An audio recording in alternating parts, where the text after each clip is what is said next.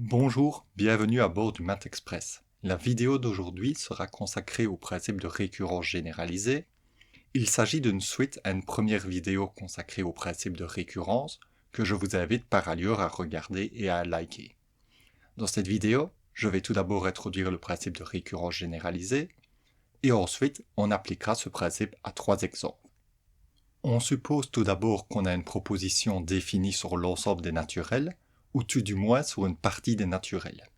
On considère ensuite deux naturels n0 et grand N fixés.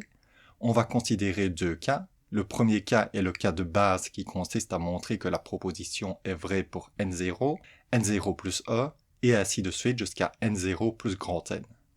Contrairement au cas de base discuté dans ma première vidéo, on doit montrer que la proposition est vraie non pas pour un seul naturel fixé, mais pour grand N plus un naturel consécutif.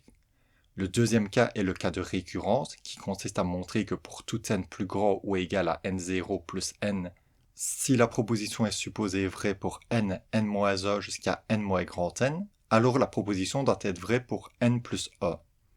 Contrairement au cas de récurrence discuté dans ma première vidéo, on suppose que la proposition est vraie non seulement pour n, mais aussi pour les grands n autres naturels précédents.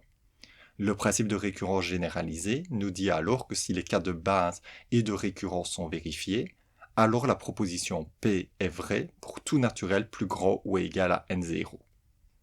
Il est possible de comprendre le principe de récurrence généralisée de manière schématique comme effectué dans ma première vidéo. Sur la figure, j'ai représenté la proposition P comme rectangle. On veut démontrer que cette proposition est vraie pour tout n plus grand ou égal à n0. Tout d'abord, on considère le cas de base, et on montre que la proposition est vraie pour n0 et n0 plus 1, c'est-à-dire que j'ai choisi grand N simplement égal à 1. Pour illustrer que la proposition est vraie pour ces deux naturels, je colorie les deux rectangles en vert. On considère ensuite le cas de récurrence. On suppose que la proposition est vraie pour n et n-1, ce qui est illustré par les rectangles en vert. Et on veut montrer que la proposition est vraie pour n plus 1, ce qui est illustré par le rectangle suivant en orange. Démontrer le cas de récurrence constituera de nouveau le gros du travail. On considère que la proposition pour n plus 1 a été démontrée comme vraie si la proposition en n et n-1 est supposée vraie. Comme on sait que la proposition est vraie en n0 et n0 plus 1, la proposition doit aussi être vraie en n0 plus 2, vu le cas de récurrence. En répétant ce raisonnement pour les naturels suivants, on a que la proposition est vraie pour tout n. On considère comme premier exemple la suite de Fibonacci définie par f0 est égal à 0, f1 est égal à 1, et fn est égal à fn-1 plus fn-2 pour tout n plus grand ou égal à 2. On doit démontrer que pour tout n plus grand ou égal à 1, f de n est strictement inférieur à 2 exposant n. Pour démontrer cette proposition, on va utiliser le principe de récurrence généralisée. Vu la définition de la suite de Fibonacci, il paraît naturel de considérer les deux naturels avant n pour pouvoir utiliser le principe de récurrence, c'est-à-dire qu'on considère ici grand n égal à 1. On commence par le cas de base, à savoir pour n égal à 1 et 2, on doit montrer que f1 est strictement plus petit que 2 exposant 1 et f2 est strictement plus petit que 2 exposant 2.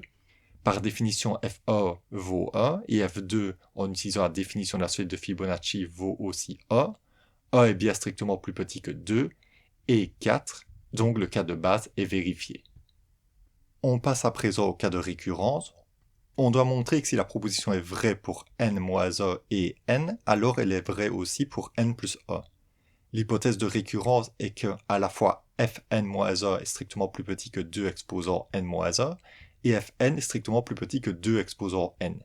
Et on doit montrer que fn plus 1 est strictement plus petit que 2 exposant n plus 1.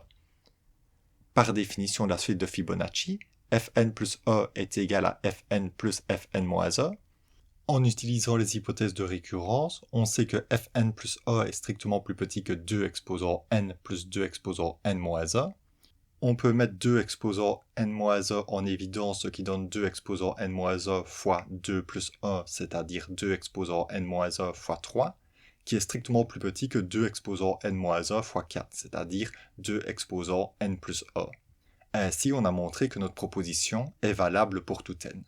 On considère comme deuxième exemple la suite de Padovan définie par P0 est égal à 0, PA est égal à 1, P2 est égal à 1, et Pn est égal à Pn-2 plus Pn-3 pour toute n plus grand ou égal à 3. On doit démontrer que pour toute n plus grand ou égal à 0, Pn est strictement inférieur à 2 exposant n.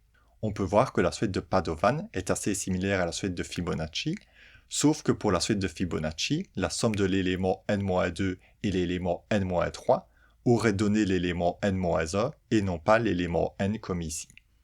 Pour démontrer cette proposition, on va utiliser le principe de récurrence généralisée. Vu la définition de la suite de Padovan, il paraît naturel de considérer les 3 naturels avant n pour pouvoir utiliser le principe de récurrence. C'est-à-dire qu'on considère ici grand n égal à 2. Notons bien la différence avec la suite de Fibonacci, où on avait utilisé simplement grand n égal à 1, vu la définition de cette suite. On commence par le cas de base, à savoir pour n égale à 0, 1 et 2. On doit montrer que P0 est strictement plus petit que 2 exposant 0, P1 est strictement plus petit que 2 exposant 1, et P2 est strictement plus petit que 2 exposant 2. Par définition, P0 vaut 0, P1 vaut 1, et P2 vaut 1. 0 est bien strictement plus petit que 1, et 1 est bien strictement plus petit que 2 et 4. Donc le cas de base est bien vérifié. On passe à présent au cas de récurrence. On doit montrer que si la proposition est vraie pour n-2, n-1 et n, alors elle est vraie aussi pour n plus 1. L'hypothèse de récurrence est que à la fois Pn-2 est strictement plus petit que 2 exposant n-2, Pn-1 est strictement plus petit que 2 exposant n-1, et Pn est strictement plus petit que 2 exposant n, et on doit montrer que Pn plus 1 est strictement plus petit que 2 exposant n plus 1. Par définition de la suite de Padovan, Pn plus 1 est égal à Pn-1 plus Pn-2. En utilisant l'hypothèse de récurrence, on sait que Pn plus 1 est strictement plus petit que 2 exposant n-1, plus 2 exposant n-2. On peut mettre 2 exposant n-2 en évidence, ce qui donne 2 exposant n-2 fois 2 plus 1, c'est-à-dire 2 exposant n-2 fois 3, qui est strictement plus petit que 2 exposant n-2 fois 4, c'est-à-dire 2 exposant n, qui est lui-même strictement plus petit que 2 exposant n plus 1. Ainsi, on a montré que notre proposition est valable pour tout n.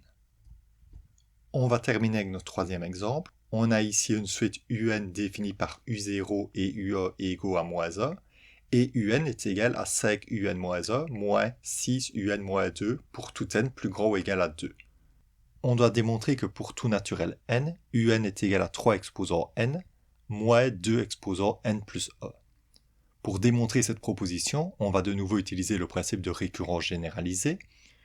Vu la définition de la suite, il paraît naturel de considérer les 2 naturels avant n pour pouvoir utiliser le principe de récurrence. C'est-à-dire qu'on considère ici grand n égale à 1. On commence par le cas de base, à savoir pour n égale à 0 et 1. On doit montrer que U0 est égal à 3 exposant 0 moins 2 exposant 0 plus 1, et U1 est égal à 3 exposant 1 moins 2 exposant 1 plus 1.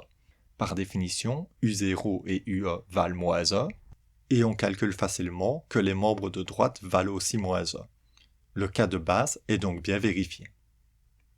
On passe à présent au cas de récurrence.